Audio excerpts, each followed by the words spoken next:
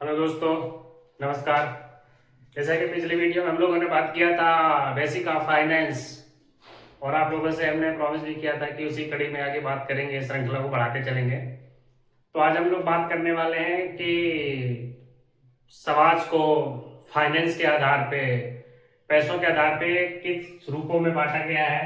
तो lower class, middle class और आपका अपर क्लास, ये तीन कैटेगरियां होती है। और इसमें आय के आधार पर अगर देखा जाए तो जो लोअर क्लास होता है और ये अपर क्लास, तो इसकी जो कमाई होती है, कमाई है इसकी 15,000 से 25,000। 15,000 से 25,000 रुपया महीना कमाने वाला परिवार लोअर क्लास की श्रेणी में आता है। जैसा कि आप जानते हैं कि हिंदुस्तान में महंगाई आम तौर पर 6% से 8% के बीच में सालाना बढ़ती है। एग्जाम्पल के लिए कि अगर आज आप कोई चीज 100 रुपए की ले रहे हैं तो उम्मीद यही जताई जा रही है कि अगले साल वो 107 या 108 रुपए के आसपास की मिलेगी।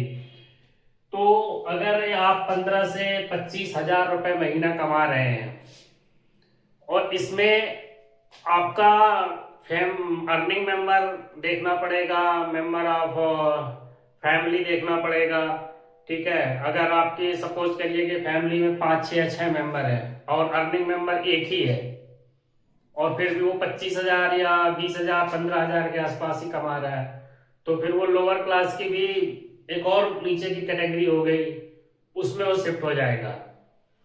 ठीक है, उसमें से क्या होता है कि आप अर्निंग जो हो रही है डिवाइडेड बाय फैमिली मेंबर करेंगे तो वो रेशियो और कम निकल के आएगा।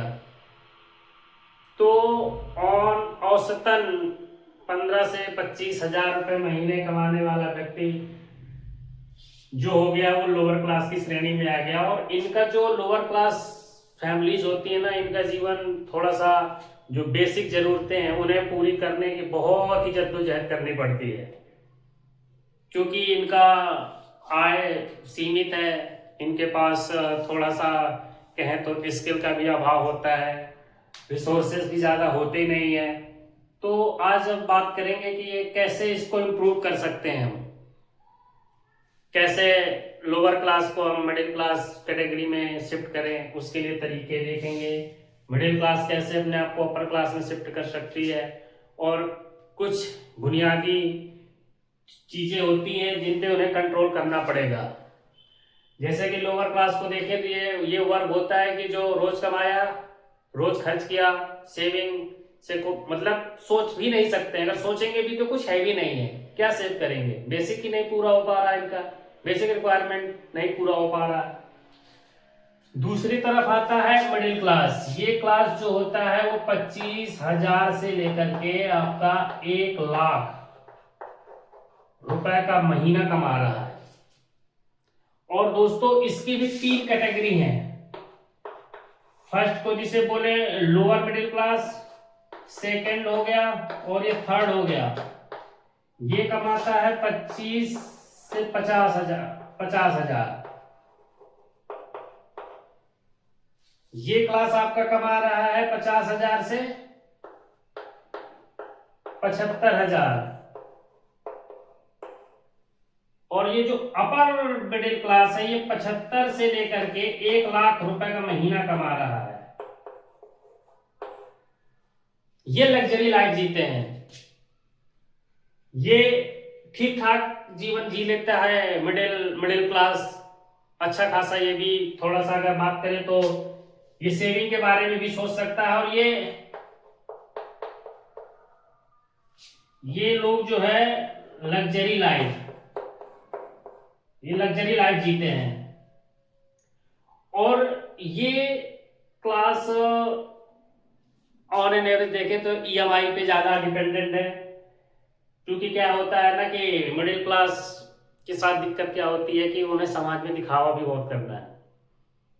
कि अगर बगल वाले चचा ने अगर कुछ ले रखा है ना तो उन्हें भी चाहिए, चाहे उनके पास उसको लेने की क्षमता हो या ना हो। क्योंकि आजकल ईएमआई और फाइनेंस, आप किसी भी चीज को लेने जाए तुरंत फाइनेंस हो जाता है। तो ये ईएमआई के जाल में बहुत ज्यादा उलझे होते हैं। ये क्लास आपका होता है कि ठीक ठाक सेविंग निकल लेता है और अच्छी लाइफ जी लेता है, और ये लग्जरी लाइफ जी लेते हैं। थोड़ा बहुत क्या होता है कि इनके पास 1 लाख रुपए का महीना के आसपास की अर्निंग होती है, और दूसरे तरफ देखें तो एजुकेशन का भी ठीक ठाक इनके वर्चस्व होता है, ठीक है, पढ़े लिखे लोग होते हैं। और दूसरा चीज अपर मिडिल क्लास जो होता है इनकी इन्वेस्टिंग भी होती है, ठीक है। इसके बाद ये क्लास आता है कि जिसका जो है कह सकते हैं कि आप 1 लाख से 2.5 लाख ये प्रति महीना कमा रहा है ये क्लास। और ये कहते नहीं है कि शानो शौकत ऐसो आराम की जिंदगी जीता है, ये अपर क्लास होता है।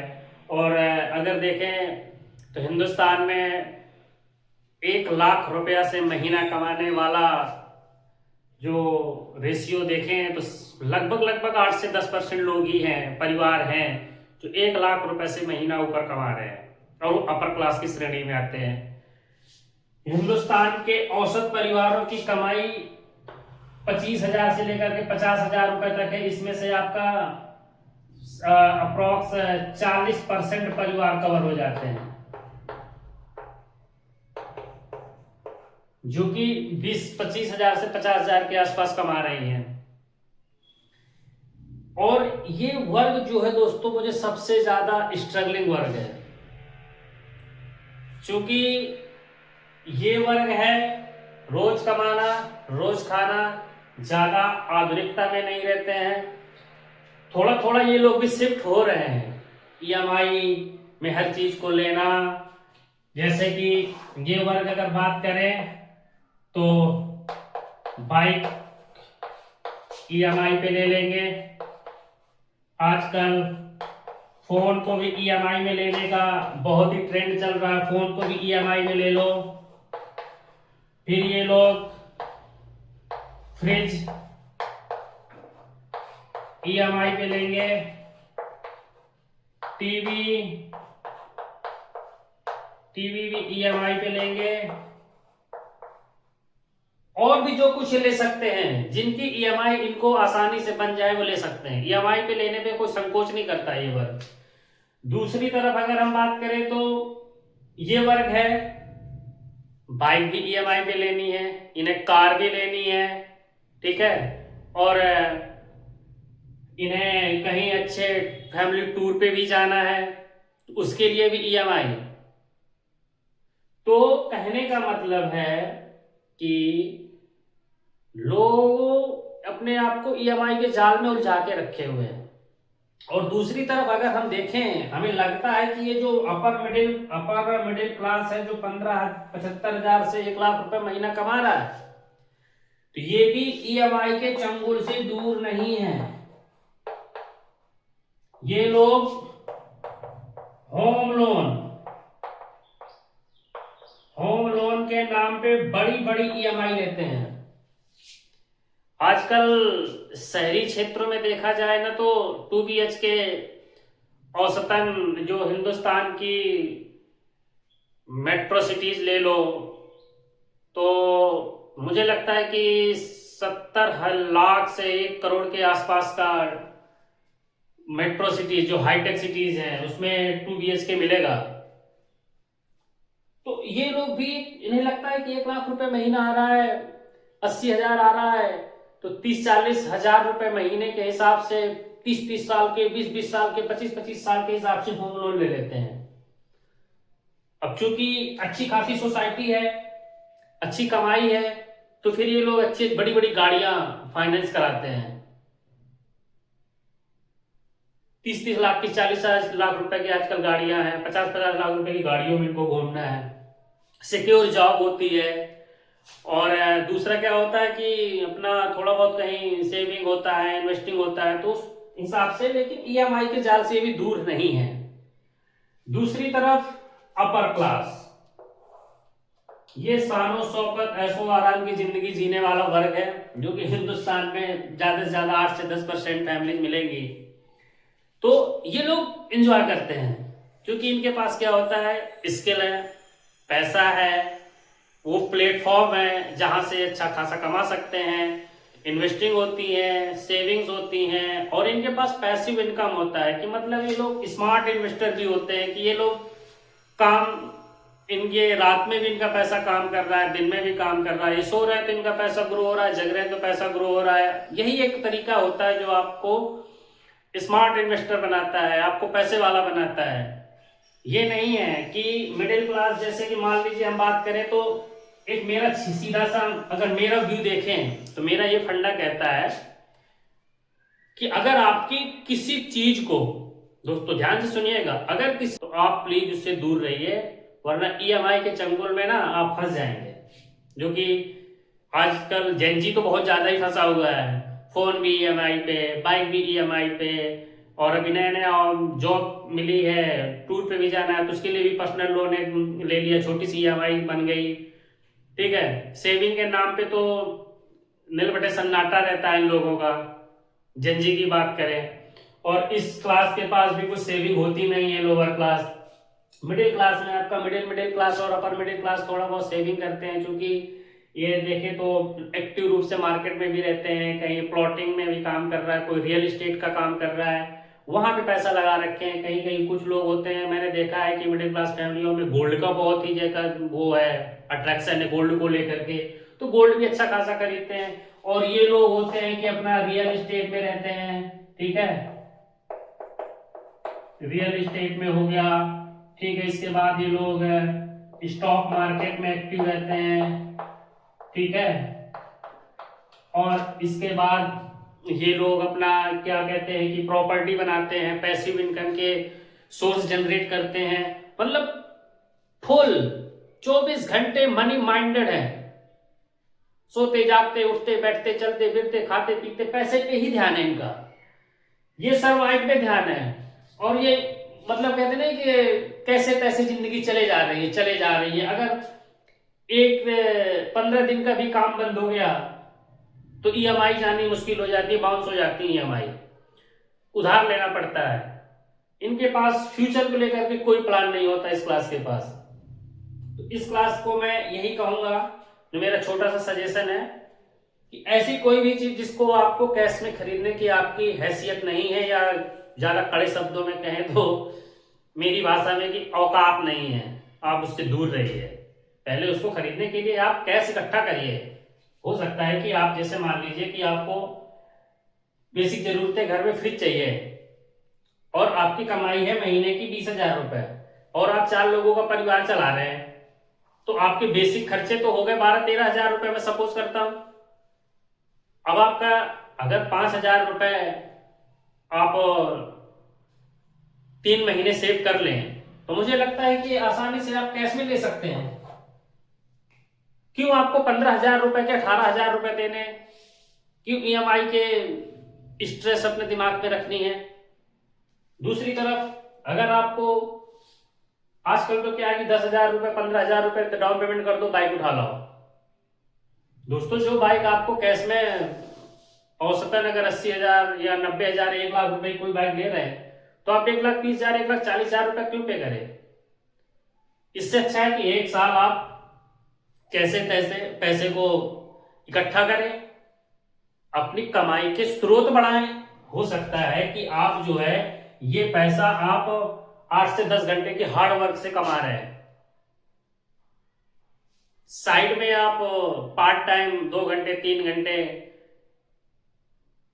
वो क्या चल रहा है कि रैपिडो है, उबर है, ओला है, ब्लिंकिट है, जोमेटो, इस पे काम करिए। 5-6 हजार रुपए आप साइड से वहां से कमा के लाइए, और उस पैसे को आप जो है 6 महीने होल्ड करिए और सीधा जाइए डाउन पेमेंट पूरी निकाल के लाइए। तो पहले कहते हैं कि उसको कैश में लेने की आप अपनी कैपेबिलिटी बनाइए। दूसरी तरफ ये लोग होते हैं कि ठीक है, पर्सनल लोन खटाक से ले लिया, ईएमआई पे ले लिया, जो कि बहुत ही ज्यादा चल रहा है। पर्सनल लोन तो आजकल 2 मिनट में मिल जाता है, फोन पे आप सारी डिटेल दो और खटाक से आपके अकाउंट में क्रेडिट हो गया। लोगों का उस टाइम पे वो डॉक्यूमेंट्स पढ़ने का कोई लोड नहीं रहता है, कोई लोड नहीं लेते दिमाग में, खड़ाक से पैसा आना चाहिए। वो पर्सनल लोन 18% पे मिल रहा है, 20% पे मिल रहा है, 26% पे मिल रहा है, 30% पे मिल रहा है, डजेंट मैटर। उन्हें कुछ टाइम पे पैसा चाहिए और फिर उसको भरने के टाइम पे रोना आता है, नहीं हो पाता। लोग वो इस स्ट्रेस को झेल ही नहीं पाते हैं। तो अगर हम आज बात करें बेसिक, जो अभी हम लोगों ने बात किया, इसको तरीकों पे अगर जाएं तो मेरा एक छोटा सा सजेशन यही है कि आप सबसे पहले आप अपने बजट और खर्चों पर नियंत्रण करें। खर्च पर नियंत्रण, खर्च पर नियंत्रण करें।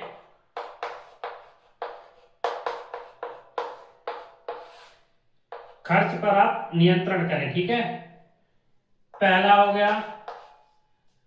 दूसरा हो गया, आप अपने स्किल पे काम करें। कैसे हम साइड इनकम जनरेट कर सकते हैं, ठीक है, ठीक है, साइड इनकम आप कैसे जनरेट कर सकते हैं, कैसे आप सेविंग कर सकते हैं। आप कोशिश करिए, जिस हिसाब से, जिस मन लगन के साथ आप पर्सनल लोन और कर्ज लेने पे आमदा रहते हैं ना, तो सेविंग प्लेटफॉर्म पे जाइए। कौन से ऐसे प्लेटफॉर्म है जहां हमें महंगाई बीट करके ज्यादा इंटरेस्ट मिल सकता है? ऐसे बहुत से प्लेटफॉर्म है। आप म्यूचुअल फंड में जाएं, एफडी करा लें कि ऑन एन एवरेज आपको महंगाई के आसपास तो रिटर्न मिलेगा। मैं नहीं कहता कि आप जाइए सीधा रियल एस्टेट के कारोबार में लग जाइए, छोटी छोटी सेविंग करिए। तीसरा, इसके बाद अगर हम बात करें तो आप इंश्योरेंस,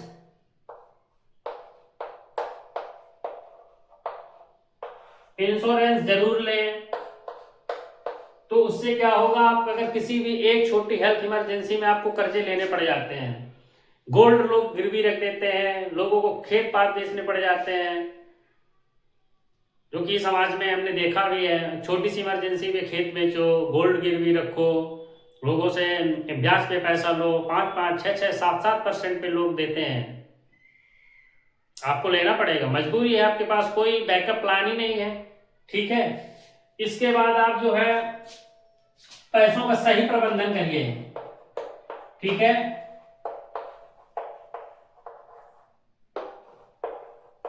इसके बाद प्रबंधन करिए। इसके बाद आप जो है क्या कर सकते हैं, अपना खुद का कुछ काम कर सकते हैं।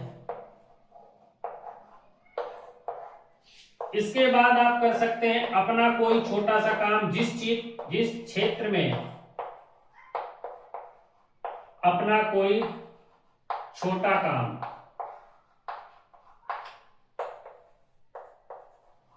ये आप करके देखिए, आपको थोड़ा बहुत तो राहत मिलेगी। और ऐसा तो होता नहीं, कोई जादू की छड़ी तो किसी के पास होता नहीं कि रातों रात चमत्कार हो जाए और रातों रात आपका कोई कोई लॉटरी लग जाए, कहीं से कुछ आ जाए तो आप इस सारी समस्याओं से छुटकारा पा जाए। ऐसा नहीं होता है। डिसिप्लिन लाना पड़ता है, हार्ड वर्क करना पड़ता है, स्मार्ट वर्क भी करना पड़ता है, और आपको नए नए साधन जुटाने पड़ेंगे कमाने के।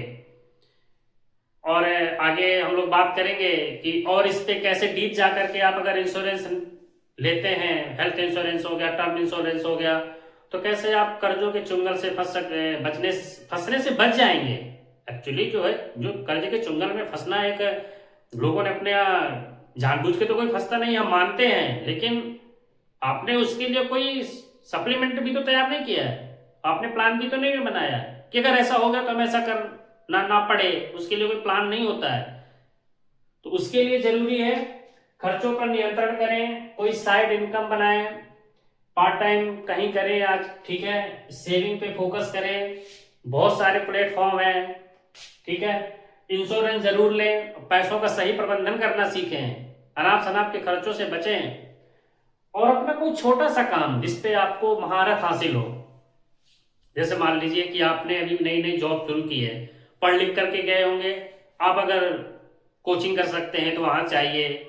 आपके पास शाम का या सुबह का 2-4 घंटे बचता है तो आप गिग वर्कर का काम कर सकते हैं, उसमें शर्माने की क्या बात है। जब आपको कर्जा लेना पड़ता है तो उस टाइम तो आप शर्माते नहीं है। कर्जा लेना भी तो शर्म की बात है ना। तो कर्जा लेने में शर्म नहीं है, और कोई साइड में काम करके पैसे अर्न करने में शर्म है। यहां चेंजमेंट लाना पड़ेगा, तब आपकी जेब में चेंजेस आएंगे। हाँ दोस्तों, ये जब चेंज होगा, जेब का बजट अपने आप चेंज हो जाएगा, बटुए में पैसा बचने लगेगा। ठीक है, तो आगे फिर हम बात करेंगे अगला